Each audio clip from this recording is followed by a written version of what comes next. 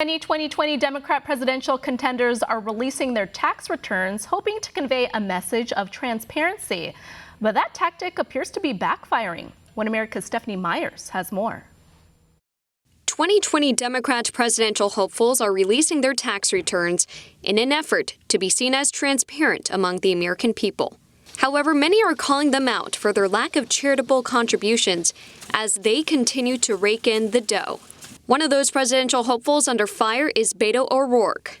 O'Rourke released 10 years of tax returns on Monday, showing he and his wife earned over $370,000 in 2017, but gave less than $1,200 to charity, representing 0.3% of his income for that year. Just one day later, he was posed with this question during an event at the University of Virginia. I was talking to my sister about this, and we were wondering why, as someone who earns 7 times the amount of income that she, a recent college graduate, does, gives less in charitable donations than she does. The former Texas congressman deflected by comparing his service in Congress to charitable giving.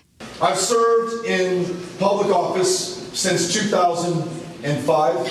I do my best to contribute to the success of my community, of my state, and now of my country.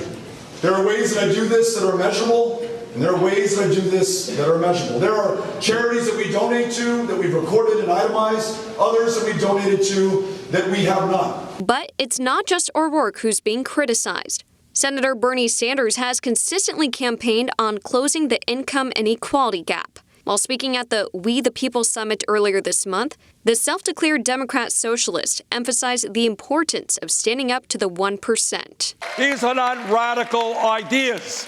These are ideas that we can achieve when we stand up and tell this 1% that we will no longer tolerate their greed, which is destroying the middle class of this country. Yet, Sanders' tax returns show he is actually part of the 1%. According to the latest data from the IRS, which looked at income statistics for the 2015 tax year, an individual needs to have an adjusted gross income of nearly $481,000 to be considered part of the 1%.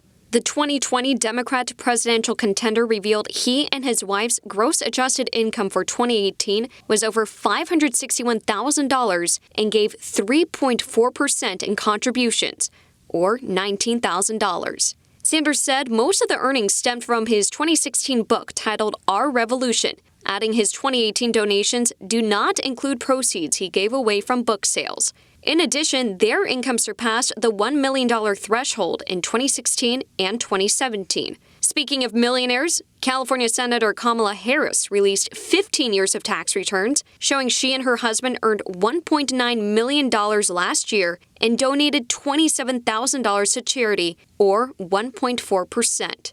Yet, she tweeted about how tackling income inequality is one of the most pressing issues, adding the gap between the rich and poor continues to grow. When comparing the tax returns among the 7 Democrat presidential contenders who have released them, Senator Elizabeth Warren and her husband are the most charitable. However, they contributed just 5.5% of their $906,000 income, or $50,000.